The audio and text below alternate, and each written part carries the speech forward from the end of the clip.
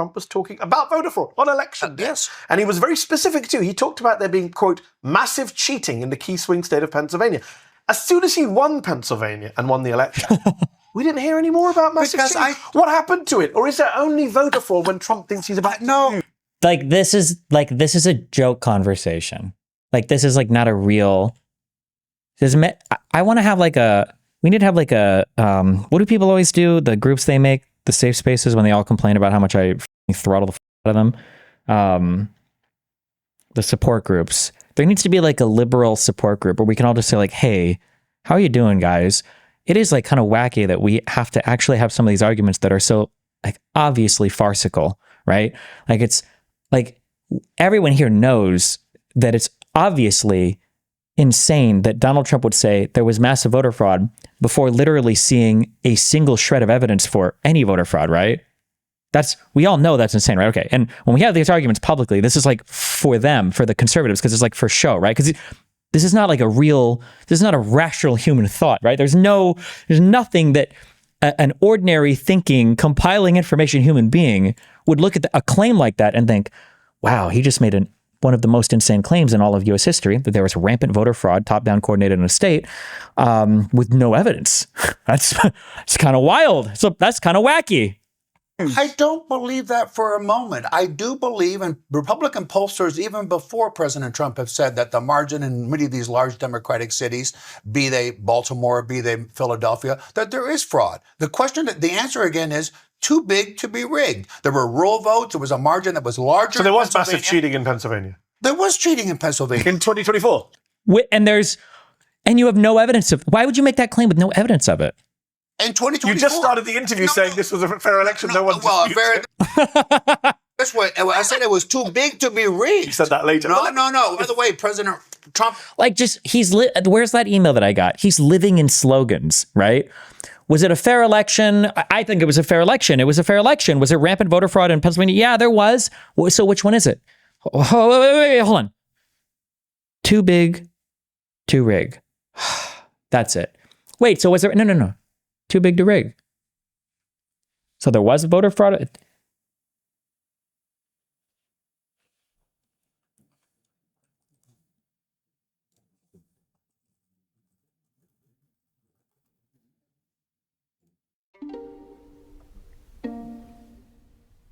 Close your eyes.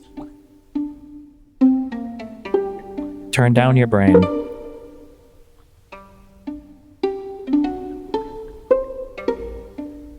We are beyond evidence.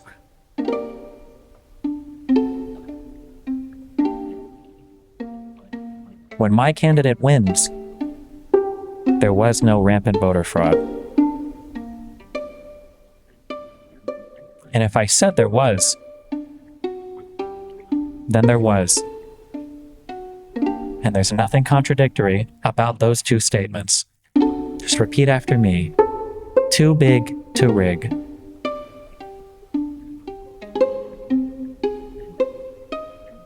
Too big to rig. Also use those words. So you've now said, everyone heard you say that you think there was cheating in Pennsylvania, even though Trump won. I think there's fraud and irregularities in every election. Look at the walk back. There was rampant voter fraud in Pennsylvania. Wait, so there was voter fraud? Well, it happens all the time, bro. On that basis, if Vice President Kamala Harris on Monday had said that she had heard there was massive cheating from Adolfo Franco and Donald Trump in Pennsylvania, and she rejected the Trump state of electors from Pennsylvania, would you have been okay with that? Would you have supported her power to do that? And maybe declare herself president? On Monday, you would have supported that. I'll tell you the answer to that is two things. Democrats have done that in 2020. That's not what I asked. They've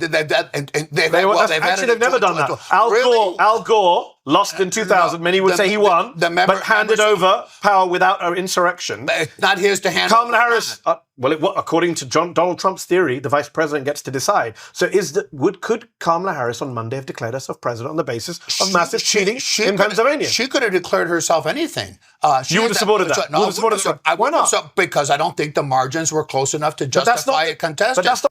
If the margins are close enough, you just get to declare yourself the president.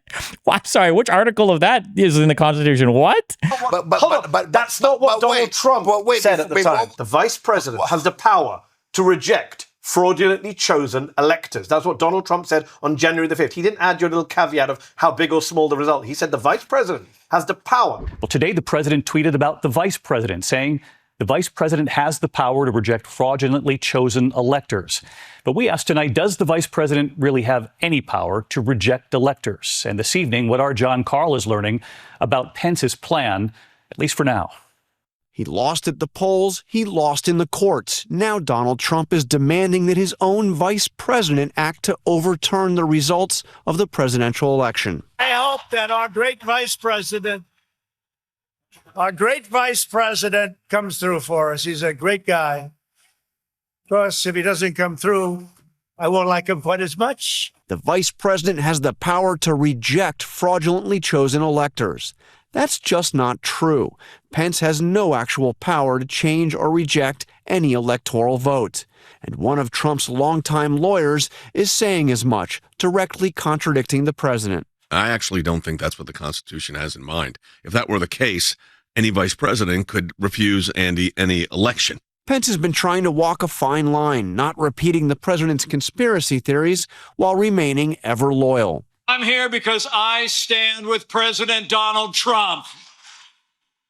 Trump's effort to pressure his own vice president come after he tried to turn the screws on local officials in Georgia, demanding the Secretary of State find enough votes to change the election result. So what are we going to do? I only need 11,000 votes. Fellas, I need 11,000 votes. Give me a break. Now Trump sees tomorrow's joint session of Congress as his big last chance. He has summoned his supporters to Washington. So far, several hundred have arrived. Now, I don't agree with him. You do. So I'm asking, if Kamala Harris had said on Monday, Adolfo Franco and Donald Trump said there were massive cheating in Pennsylvania, I reject the electors from Pennsylvania. You support her power to do that? I think she would have had a basis to do that had the election been closer. No. That's not the criteria. Well, it the is the criteria, criteria. according to John Eastman, Trump's lawyer, was...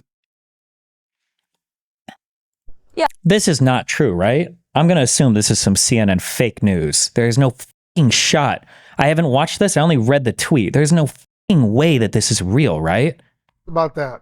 Yeah, this is almost unheard of, Wolf, for an incoming president. But what we are learning and what CNN has just confirmed is that President-elect Trump did speak with Supreme Court Justice Samuel Alito in recent days. And we are getting a statement from Justice Alito himself saying that it was at the recommendation of a former law clerk of his who wanted him to call the president-elect on his behalf and recommend him for a job in the Trump administration.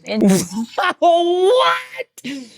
Even if we ignore how massively improper that is, on its face, wouldn't this still be like whatever nepotism? Like, what is this? His government. Now, it is not unusual for Supreme Court justices to call and make recommendations on behalf of their former clerks. That's why half of them go and clerk in the first place. So it can help them, of course, with job placement. But what makes all of this so unusual, Wolf, is, of course, that call came one day before Trump's legal team filed that emergency appeal to the U.S. Supreme Court to delay his sentencing that is scheduled in the New York Manhattan hush money case this Friday. So far, his appeals there have been unsuccessful, Wolf. And I should note that in a statement from Alito, he said that they did not discuss that emergency application that Trump's attorneys filed today. And he said, I was not even aware at the time that such an application would be filed.